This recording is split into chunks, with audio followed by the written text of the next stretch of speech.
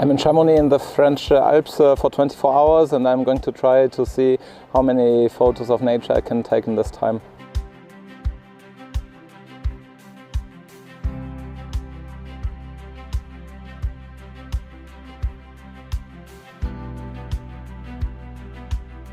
Beautiful place and just starting to rain now.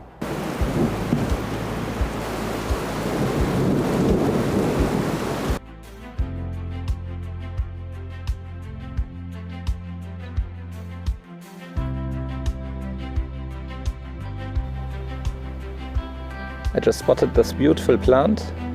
Let's see if there's a photo there.